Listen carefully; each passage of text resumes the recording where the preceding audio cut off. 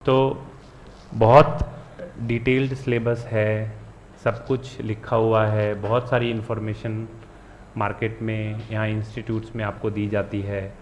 तो उस इन्फॉर्मेशन से आपको बहुत ज़्यादा कंफ्यूज नहीं होना है, ठीक है। बहुत सिंपल प्लान है। 4 पेपर हैं, 800 नंबर है, 400 450 नंबर लेके आने हैं। उसमें से डिवीज़न दे रखा है, हिस्ट्री 70 नंबर की है, उसका एक सिलेबस दे रखा है। आपको अपना एक प्लान बनाना है कि 1 साल बाद एग्ज़ाम देना है, 3 महीने में सिलेबस करना है, 3 महीने में दूसरा रिवीजन करना है, फिर 3 महीने बाद 2 रिवीजन और करने हैं, ठीक है। क्योंकि इतना सब एक बार पढ़ोगे याद नहीं रख पाओगे। एग्ज़ाम में जितना अच्छे से याद होगा उतनी ही अच्छे से लिख पाओगे, क्योंकि आजकल जैसे कहते हैं पैटर्न चेंज हो रहा है ना। पैटर्न चेंज होएगा तो पढ़ाई का पैटर्न मुझे नहीं लगता चेंज होगा। बस ये हो सकता है कि आपको और ज़्यादा अच्छे से याद करना है, जिससे कि 5-6 चीज़ों को एक साथ मिला करके एग्ज़ाम में लिख पाओ। तो आंसर राइटिंग की थोड़ी सी इम्पोर्टेंस बढ़ जाएगी। तो किसी भी सब्जेक्ट को एक एग्ज़ाम्पल के लिए ले लेते हैं, जैसे हिस्ट्री को ही ले लेते हैं। 70 मार्क्स का है, आप एक प्लान करो कि कितने दिन में आपको हिस्ट्री कंप्लीट करनी है। हर सिलेबस का हर एक टॉपिक को कवर करो। हर सब्जेक्ट में हर टॉपिक को आपको कवर करना है। अगर आप कुछ भी छोड़ देंगे तो एग्ज़ाम में पता नहीं उससे कितने नंबर का सवाल आ जाए।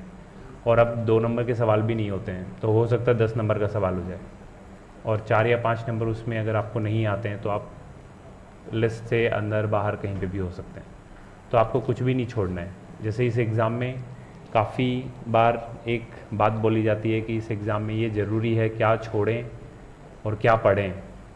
तो उसका मैं आपको मंत्र देता हूँ कि छोड़ना कुछ भी नहीं है, सब कुछ पढ़ना है। जो आप याद कर सकते हो वो सब पढ़ना है।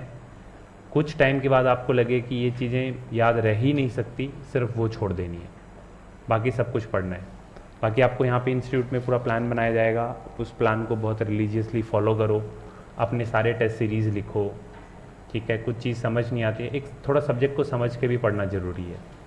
समझ का मतलब वो साइंस के नज़रिए से समझना नहीं, मतलब हर सब्जेक्ट को उस सब्जेक्ट की तरीके से समझना कि पॉलिटी में क्या इम्पॉर्टेंट है, हिस्ट्री में क्या इम्पॉर्टेंट है, ठीक है। जैसे हिस्ट्री में ज़रूरी नहीं आपको ये याद हो कि कौन राजा कब जन्म हुआ, मृत्यु कब हुई, पर उस राजा का योगदान क्या है हिस्ट्री में।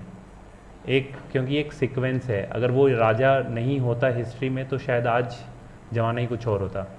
तो उनका क्या योगदान है, हर फील्ड में उनका क्या योगदान है। तो हर सब्जेक्ट को थोड़ा समझ के साथ पढ़िए, एक कंसिस्टेंसी बनाइए, एक डिसिप्लिन लेके आइए, अपना एक टाइम टेबल बनाइए, प्लान को फॉलो कीजिए, ठीक है। तो आई थिंक इतना कर लेना बहुत आसान है बोलना, पर करने में थोड़ी मुश्किल होती है।